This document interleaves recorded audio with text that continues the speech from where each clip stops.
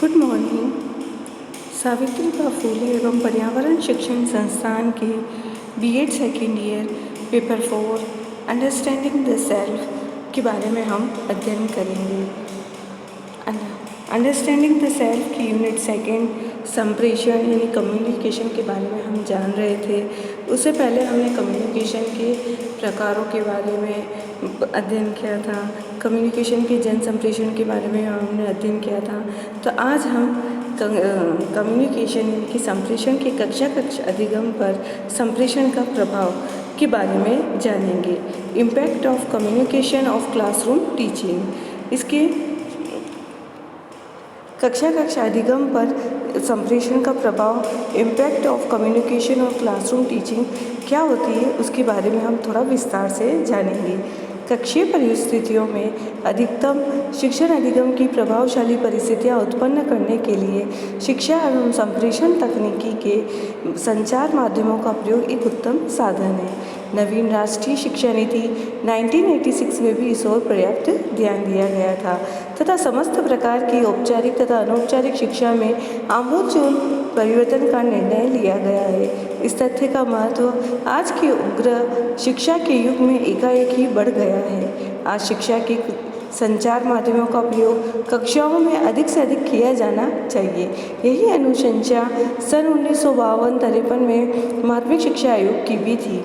माध्यमिक शिक्षा आयोग ने अपने प्रतिवेदन में कहा कि अन्य देशों के विद्यालयों की भांति हमारे देश के विद्यालयों में भी कुछ नवीन विधियों जैसे फिल्म पट्टिकाएँ, प्रोजेक्टर, रेडियो तथा एपिडायस्कोप आदि का प्रयोग किया जाना चाहिए। शिक्षा में जनसंचार माध्यम के प्रयोग के विस्तार के साथ अनुशंसा सर्वप्रथम भारतीय शिक्षा आयोग 1964-66 ने अपने 3 लंबे अनुभागों यानी कि 9.23 से 9.25 में की है। आयोग का कहना है कि हमारे देश के अधिकांश विद्यालयों, प्रमुखतया प्राथमिक विद्यालयों में किसी भी प्रकार के आधारभूत शिक्षण सामग्री का प्रयोग नहीं किया जाता। आयोग अनुशंसा करता है कि फिल्म, रेडियो एवं टेप रिकॉर्डर आदि का बड़े पैमाने पर प्रयोग किया जाना चाहिए। रेडियो पाठों का विद्यालय पाठ्यक्रम में विधिवत एकीकरण एवं समन्वय भी किया जाना चाहिए। आजकल देश में हार्डवेयर एवं तथा सॉफ्टवेयर का उपयोग उत्तरोत्तर बढ़ता ही जा रहा है। सॉफ्टवेयर के अंतर्गत बालकों के शैक्षिक व्यवहार में परिमार्जन एवं वांछनीय परिवर्तन लाए जाते हैं। हार्डवेयर उपागमों के अंतर्गत Doordarshan, TV, VCR, tape recorder, film projector तथा ओवरहेड प्रोजेक्टर आदि वैज्ञानिक एवं प्रक्षेपी यंत्रों का प्रयोग किया जाता है। शिक्षण अनुदेशन की इस व्यवस्था को कंप्यूटर के प्रयोगों द्वारा पूर्ण रूपेण परिवर्तित कर दिया गया है। कंप्यूटर राज्य स्तर के मॉडल इंस्टीट्यूशंस तथा नवोदय विद्यालय, पब्लिक विद्यालयों को कक्षाओं में छा गए हैं। यद्यपि ये साधन अत्यधिक महंगे, वैज्ञानिक रूप से क्लिष्ट तथा उपयोग के लिए कठिन कौशलों की अपेक्षा करते हैं, किंतु राष्ट्रीय शिक्षा नीतियों के अंतर्गत अध्यापकों के प्रशिक्षण में हार्डवेयर अनुदानों आदि की व्यवस्था कर इन्हें बहुत अधिक महत्व दिया जा रहा है। वर्तमान समय में शिक्षा मुख्यतः उपयोगितावाद, भौतिकवाद तथा प्रतियोगी वातावरण का सामना करने के लिए प्राप्त की जाती है। इसके परिणाम स्वरूप शिक्षा की प्राप्ति मात्र पारंपरिक माध्यमों से ही पूर्ण नहीं हो पाती, अभी तो इसके लिए हमें विभिन्न आधुनिक सूचना एवं संप्रेषण तकनीकियों की आवश्यकता होती है। इसी तकनीकी में टेलीकॉन्फ्रेंसिंग एक महत्वपूर्ण शैक्षिक माध्यम है। इस तकनीकी की सहायता से दूरस्थ शिक्षा ने महत्वपूर्ण सफलता प्राप्त की है। इसके अतिरिक्त संचार प्रौद्योगिकी का एक अन्य महत्वपूर्ण माध्यम सूचना राजपथ के रूप में इंटरनेट है। वर्तमान समय में इसका उपयोग करके विद्यार्थी तथा शिक्षक शीघ्र ही सभी सूचनाएं प्राप्त कर सकते हैं। संक्षेप में कहा जाए तो वर्तमान समय में सूचना एवं संप्रेषण प्रौद्योगिकी सभी शिक्षा संस्थाओं की आधारभूत आवश्यकता बन गई है।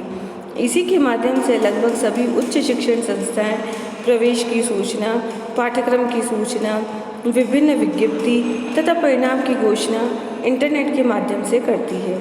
विद्यार्थी शीघ्र ही इंटरनेट की सहायता से सभी आवश्यक सूचनाओं को यथाशीघ्र प्राप्त कर लेता है। भारत का शीर्ष दूरस्थ शिक्षा संस्थान इंदिरा गांधी राष्ट्रीय मुक्त विश्वविद्यालय इग्नू अपने सभी मुख्य पाठ्यक्रम को विद्यार्थियों तक पहुंचाने के लिए सभी उन्नत संचार प्रौद्योगिकी का उपयोग कर रहा है। वर्तमान समय में सूचना एवं संप्रेषण की अनेक उन्नत तकनीकों का उपयोग हो रहा है। ऐसे कुछ तकनीकों के बारे में हम बताएंगे जो कि निम्नलिखित है। विभिन्न उपग्रह शैक्षिक कार्यक्रमों अथवा पाठ्यक्रमों का प्रसारण। सेकंड है कंप्यूटर, विभिन्न प्रकार की सूचनाओं का आदान प्रदान। थर्ड है वीडियो डिस्क, विभिन्न पाठ्यक्रमों के प्रसारण तथा प्रदर्शन में सहायक। फोर है वीडियो टेक्स्ट, सूचनाओं का आदान प्रदान। फिफ्थ है टेलीटेक्स्ट, सूचना तथा प्रसारण में उपयोगी तकनीकी। सिक्स है टेलीकॉन्फ्रेंसिंग, पारस्परिक समूह के द्वारा द्विपक्षीय प्रसारण अथवा संप्रेषण में उपयोगी। सेवन है दूरदर्शन, विभिन्न शैक्षिक पाठ्यक्रमों के प्रसारण में सहायक। और एट है रेडियो, विभिन्न शैक्षिक तथा ज्ञानवर्धक कार्यक्रमों के प्रसारण में सहायक। संचार की उपरोक्त सभी प्रौद्योगिकी निश्चय ही आधुनिक शिक्षा की रीढ़ यानी कि बैकबोन बन चुकी है। इन तकनीकों के अभाव में ही आधुनिक तथा प्रतिस्पर्धा शिक्षा की प्राप्ति के लिए कल्पना करना ही व्यर्थ है। अतः इसे स्पष्ट है कि हमें आधुनिक तथा प्रतियोगी शिक्षा की प्राप्ति करनी है तो सूचना एवं संप्रेषण की उन्नत प्रौद्योगिकी का उपयोग अवश्य ही करना होगा। प्राचीन काल से ही शिक्षण अधिगम प्रक्रिया के संपादन में निम्न प्राथमिक स्तर से ही विभिन्न संप्रेषण माध्यमों का प्रयोग किया जाता रहा है। इन माध्यमों के द्वारा शिक्षण अधिगम प्रक्रिया को प्रभावशाली बनाने का प्रयास किया जाता रहा है। विद्वानों एवं शिक्षा शास्त्रियों का मानना है कि संप्रेषण उपकरणों के प्रयोग के बिना छात्रों में शिक्षण अधिगम प्रक्रिया के प्रति रुचि उत्पन्न नहीं की जा सकती। शिक्षण अधिगम प्रक्रिया की प्रभावशीलता एवं रुचिपूर्णता के लिए आवश्यक है कि छात्रों को संप्रेषण उपकरणों के द्वारा शिक्षा प्रदान की जाए। संप्रेषण उपकरणों का कक्षा प्रक्रिया में तथा शिक्षण अधिगम प्रक्रिया में महत्वपूर्ण स्थान है। इसके अभाव में शिक्षण अधिगम प्रक्रिया को सफल रूप में संपन्न नहीं किया जा सकता। संप्रेषण उपकरणों की वर्तमान शिक्षण व्यवस्था में पूर्ण आवश्यकता है। अतः संप्रेषण उपकरणों की आवश्यकता एवं महत्व को हम निम्नलिखित रूप में स्पष्ट कर सकते हैं। संप्रेषण उपकरणों से छात्रों को सरल रूप से ज्ञान प्रदान किया जा सकता है जिससे उनको अधिगम करने में किसी प्रकार की कठिनाई का अनुभव नहीं होता है। संप्रेषण उपकरणों के द्वारा विकलांग बालकों को भी शिक्षा प्रदान की जा सकती है क्योंकि वर्तमान अनुसंधानों में इस प्रकार के बालकों के लिए भी सामग्री का निर्माण किया जा चुका है। संप्रेषण उपकरणों से बालकों की शिक्षण अधिगम प्रक्रिया में रुचि बनी रहती है क्योंकि ये सभी बालकों की रुचि एवं योग्यता के अनुरूप तैयार किए जाते हैं। संप्रेषण उपकरणों का स्वरूप इस प्रकार का होता है कि उसमें बालकों का मनोरंजन भी होता है तथा मनोरंजन के साथ साथ बालक स्वाभाविक रूप से अधिगम करना सीख जाते हैं। संप्रेषण उपकरणों का संबंध बालकों के सामान्य जीवन से होता है जिससे बालक उन माध्यमों के द्वारा प्राप्त शिक्षण को आत्मसात करने में सरलता का अनुभव करते हैं। संप्रेषण उपकरणों के प्रयोग से ही छात्रों को अक्षर ज्ञान, आकृति ज्ञान एवं रंगों का ज्ञान सरलता से कराया जा सकता है। संप्रेषण उपकरणों को अनेक अनुसंधानों द्वारा तथा शिक्षा शास्त्रियों द्वारा तैयार किया जाता है। इसीलिए इन संप्रेषण उपकरणों से अप्रत्यक्ष रूप से विद्वानों के अनुभव एवं विचारों का लाभ छात्रों को प्राप्त होता है। संप्रेषण उपकरणों का प्रमुख उद्देश्य छात्रों को सरल एवं बोधगम्य विधि से अधिगम कराना है। इसीलिए इनके प्रयोग से छात्रों की योग्यता एवं स्तर को ध्यान में रखा जाता है। संप्रेषण उपकरणों के द्वारा शिक्षण अधिगम प्रक्रिया रुचिपूर्ण वातावरण में संपन्न होती है। कक्षा की ये माध्यम नीरस वातावरण को दूर करते हैं। संप्रेषण उपकरणों का प्रयोग सामान्य, विशिष्ट एवं मंद बुद्धि बालकों के लिए समान रूप से उपयोगी है क्योंकि ये माध्यम प्रत्येक बालक में जिज्ञासा उत्पन्न करते हैं। शिक्षण अधिगम की प्रक्रिया में प्रमुख रूप से संप्रेषण उपकरणों की भूमिका को अस्वीकार नहीं किया जा सकता। शैक्षिक तकनीकी में प्रयुक्त होने वाले प्रमुख उपकरण एवं संचार साधनों के द्वारा ज्ञान का सृजन किया जाता है। सामान्य रूप से संप्रेषण उपकरणों में computer, internet, television, CD, video, tap recorder तथा शिक्षण अधिगम सामग्री को स्थान प्राप्त किया जा सकता है। तो विभिन्न प्रकार की शिक्षण विधियाँ भी ज्ञान के सृजन में महत्वपूर्ण भूमिका का निर्वहन करती है। तो इस तरीके से कक्षा कक्ष में संप्रेषण उपकरणों के प्रयोग से प्रभावी शिक्षण अधिगम प्रक्रिया के विकास को हम अग्रलिखित रूप से स्पष्ट करेंगे, जिसका फर्स्ट पॉइंट है कंप्यूटर की भूमिका, रोल ऑफ कंप्यूटर। कि वर्तमान समय में संप्रेषण उपकरणों में कंप्यूटर की महत्वपूर्ण भूमिका है। कंप्यूटर के द्वारा छात्रों में विभिन्न प्रकार के सॉफ्टवेयरों के माध्यम से चित्र निर्माण तथा पेंटिंग आदि के सृजन योग्यता का विकास होता है। कंप्यूटर पर विभिन्न प्रकार के खेलों के माध्यम से भी छात्रों में तर्क एवं सृजन शक्ति का विकास होता है। तो इसी कारण से छात्रों को प्राथमिक स्तर से ही कंप्यूटर का ज्ञान प्रदान किया जाता है। अतः कंप्यूटर वर्तमान समय में शिक्षण अधिगम प्रक्रिया में महत्वपूर्ण भूमिका का निर्वहन करता है। अब हमारा सेकंड पॉइंट है इंटरनेट की भूमिका, रोल ऑफ इंटरनेट। वर्तमान समय में इंटरनेट को सूचना का राजपथ कहा जाता है। इसके माध्यम से छात्र अनेक प्रकार के चित्र एवं आकृतियों को प्राप्त करते हैं तथा उनके आधार पर ही वह स्वयं उनको निर्मित करने का प्रयास करते हैं।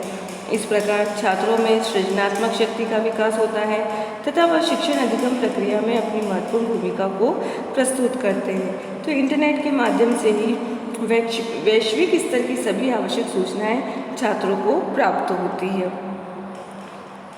अब आपके सामने मैंने कंप्यूटर की इमेज बता रखी है कि कंप्यूटर किस तरीके का होता है और क्लासरूम यानी कि कक्षा कक्ष में अधिगम के लिए किस तरीके का कंप्यूटर यूज़ किया जाता है। ये आपके सामने कंप्यूटर की इमेज है।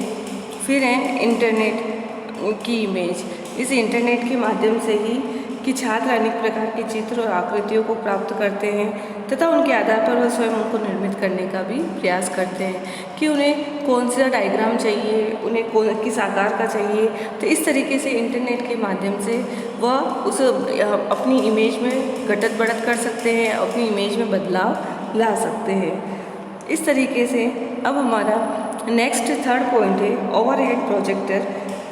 ओवरहेड प्रोजेक्टर की भूमिका यानी कि role of overhead projector. Overhead projector भी महत्वपूर्ण संप्रेषण उपकरण माना जाता है कक्षा कक्ष अधिगम में। इसके माध्यम से शिक्षक द्वारा प्रस्तुत गतिविधियां स्क्रीन पर दृष्टिगोचर होती है। इससे छात्रों को सभी प्रस्तुत सामग्री स्पष्ट दृष्टिगोचर होती है। इससे छात्र शिक्षक द्वारा प्रस्तुत चित्रों, आंकड़ों एवं अक्षर ज्ञान संबंधी क्रियाओं को सरलता से सीख सकते हैं तथा आवश्यकता के अनुसार प्रस्तुत कर सकते हैं। इस प्रकार छात्रों में ज्ञान के सृजन की क्षमता का विकास होता है। अब हमारा नेक्स्ट फोर्थ पॉइंट है स्लाइड प्रोजेक्टर की भूमिका यानी कि रोल ऑफ स्लाइड प्रोजेक्टर। यह भी कक्षा कक्ष अधिगम में महत्वपूर्ण भूमिका निभाता है। स्लाइड प्रोजेक्टर के माध्यम से तैयार सामग्री को प्रस्तुत किया जाता है। इसमें छात्र पूर्ण रुचि लेते हुए शिक्षण अधिगम प्रक्रिया में अपना सहयोग प्रदर्शित करते हैं। इसमें 2 स्लाइड तैयार की जाती है तथा एक स्लाइड के समाप्त होने पर दूसरी स्लाइड का प्रयोग किया जाता है। इसे आवश्यकता के अनुसार पुनः देखा भी जा सकता है। इससे छात्र अपनी आवश्यकता के अनुसार इसको पुनः देखकर नवीन तथ्यों का सृजन कर सकते हैं। जैसे उदाहरण के तौर पर नवीन पेंटिंग बनाना, चित्रों का निर्माण करना तथा प्रस्तुतिकरण की योग्यता आदि। इससे भी छात्रों में सृजनात्मकता का यानी क्रिएटिविटी का विकास होता है। अब आपके सामने मैंने ओवरहेड प्रोजेक्टर की इमेज दिखाई है कि ओवरहेड प्रोजेक्टर किस तरीके का होता है, इसको कैसे यूज़ किया जाता है। इसके ऊपर स्लाइड रखी जाती है या फिर ओवरहेड प्रोजेक्टर में ट्रांसपेरेंसी शीट रखी जाती है जिससे दीवार पर फोटो चित्र आता है। अब आपके सामने स्लाइड प्रोजेक्टर की इमेज है। इसमें स्लाइड दीवार पर आती है, स्लाइड चलाई जाती है तो वो दीवार पर स्क्रीन पर आती है जिससे सारा जो भी आपका कंटेंट होता है वो दीवार पर स्पष्ट और क्लियर दिखाई देता है। अब नेक्स्ट हमारा 5th पॉइंट है फिल्म स्ट्रिप की भूमिका, रोल ऑफ फिल्म स्ट्रिप।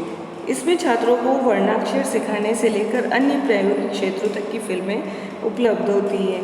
इनके प्रदर्शन के लिए पर्दे की आवश्यकता होती है। इस पर छात्रों को नवीन ज्ञान प्रदान करने में शिक्षकों को सरलता का अनुभव होता है। छात्र इसके द्वारा विभिन्न प्रकार के प्रयोगों तथा तथ्यों को सीखकर अपनी सृजनात्मक शक्ति का विकास करते हैं। इस प्रकार शिक्षण अधिगम प्रक्रिया में फिल्म स्ट्रिप की महत्वपूर्ण भूमिका होती है।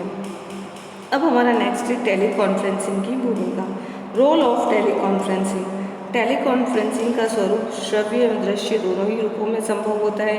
प्राथमिक स्तर के छात्रों के लिए श्रव्य दृश्य कॉन्फ्रेंसिंग उपयोगी मानी जाती है। इसके द्वारा छात्रों को आने वाली विषयगत कठिनाइयों को विशेषज्ञों एवं शिक्षकों द्वारा दूर किया जाता है। विशेषज्ञ छात्रों द्वारा अनुभव की जाने वाली प्रत्येक कठिनाई को दूर कर सकते हैं। इससे छात्रों को ज्ञान के सृजन में तथा सृजनात्मकता के विकास में कोई कठिनाई नहीं होती है।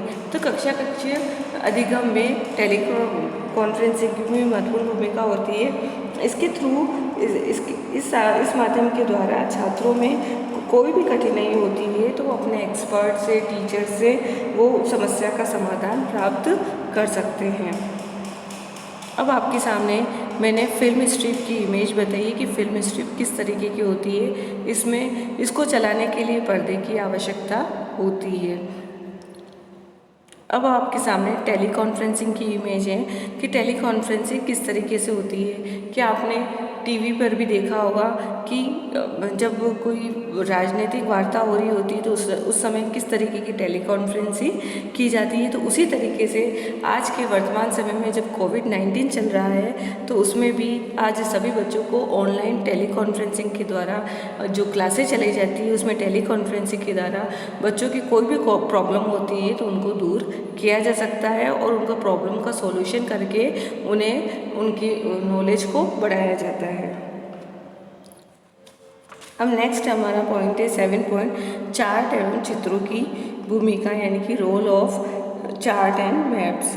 चार्ट एवं मानचित्र शैक्षिक तकनीकी के कठोर कोमल उपागम के अंतर्गत आते हैं। इनका प्रयोग भी छात्रों को शिक्षण अधिगम प्रक्रिया में रुचि उत्पन्न करने में महत्वपूर्ण भूमिका का निर्वहन करता है। मानचित्र में छात्र विभिन्न प्रकार के तथ्यों को देखते हैं तथा उन पर विचार करते हैं तो उनकी तर्क एवं चिंतन शक्ति का विकास संभव होता है।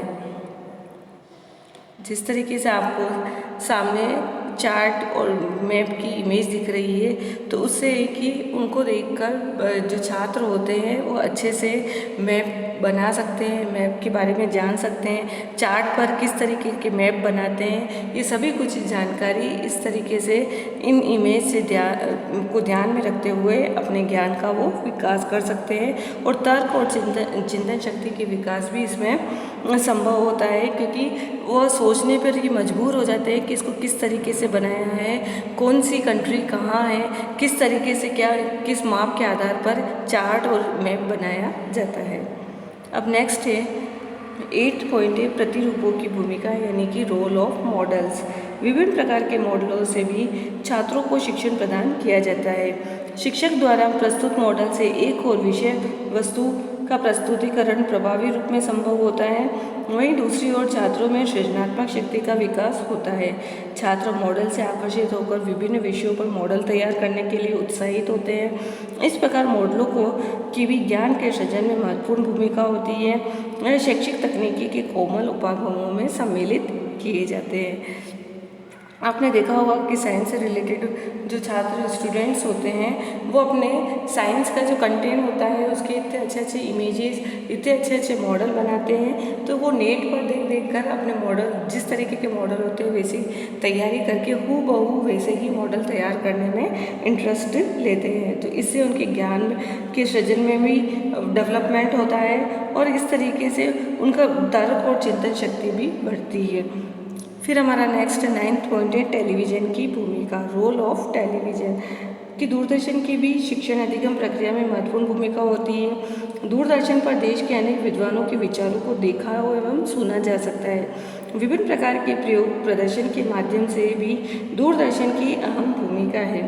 दूरदर्शन पर अनेक शैक्षिक गतिविधियों के प्रदर्शनियों को देखकर छात्रों में सृजनात्मकता का विकास होता है तथा छात्र सफलतापूर्वक प्रायोगिक क्रियाओं को संपन्न करने में लगे रहते हैं। यानी कि दूरदर्शन पर अनेक एग्जीबिशन को देखकर जो एजुकेशन से रिलेटेड होती है शैक्षिक गतिविधियों की जो की प्रदर्शनी, इससे स्टूडेंट्स में क्रिएटिविटी नज़र आती है, वो भी वैसा कार्य करने के लिए सक्षम हो जाते हैं और इस तरीके से प्रैक्टिकल कार्य करने से वो उनके ज्ञान का भी विकास होता है, उनमें एजुकेशन के प्रति रुचि डेवलप होने लगती है। अब आपके सामने ये टेलीविज़न की इमेज बताई गई है कि टेलीविज़न पहले समय के प्राचीन काल में किस तरीके का टेलीविज़न था, आज के वर्तमान युग में किस तरीके के टेलीविज़न चलते हैं। पहले ये ओल्ड टेलीविज़न था और अभी सैमसंग इस तरह की एलईडी एलसीडी इस तरीके की वर्तमान में सैमसंग इनके एलईडी और एलईडी एलसीडी प्रोडक्ट लॉन्च होते जा रहे हैं। तो इस तरीके से प्राचीन काल से वर्तमान काल में बहुत चेंज होता जा रहा है।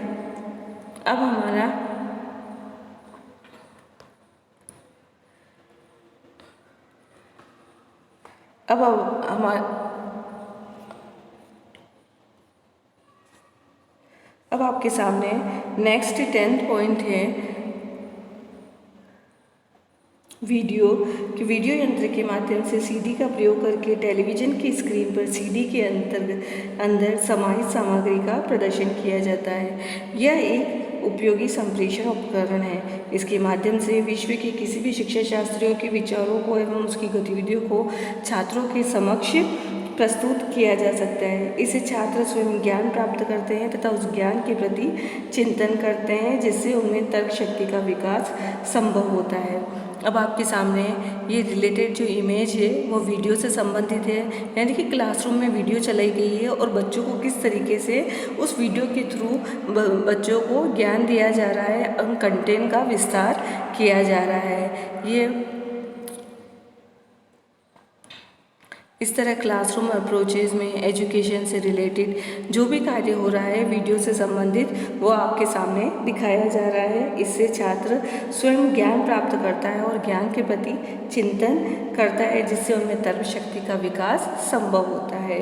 अब यह कि इन सभी से ये स्पष्ट होता है कि संप्रेषण उपकरणों के माध्यम से विभिन्न प्रकार की सूचनाओं का एकत्रीकरण संभव होता है और इन सूचनाओं के आधार पर इन नवीन संकल्पनाओं का निर्माण होता है। इन नवीन संकल्पनाओं के विकास को ही शिक्षण अधिगम प्रक्रिया का आधार माना जाता है। उदाहरण के तौर पर हम देखें तो प्राचीन काल में व्याख्यान विधि को सर्वश्रेष्ठ माना जाता था, जिसमें शिक्षक का प्रमुख स्थान होता था। वर्तमान समय में बाल केंद्रित विधियों को प्रमुख स्थान दिया जाता है, क्योंकि विभिन्न प्रकार के संप्रेषण उपकरणों का शिक्षण अधिगम प्रक्रिया में प्रयोग का प्रमुख उद्देश्य बालकों में शिक्षण अधिगम प्रक्रिया के प्रति रुचि उत्पन्न करना है। इसके परिणाम स्वरूप बालकों का अधिगम स्तर उच्च होता है तथा उनमें सृजनात्मकता का विकास होता है। इस तरीके से बाल केंद्रित शिक्षण विधियों के सृजन में संप्रेषण उपकरणों की महत्वपूर्ण भूमिका होती है और ये संप्रेषण उपकरण कक्षा अधिगम प्रक्रिया में शिक्षण अधिगम प्रक्रिया के प्रत्येक क्षेत्र में अपनी महत्वपूर्ण भूमिका का निर्वहन करते हैं। Thank you.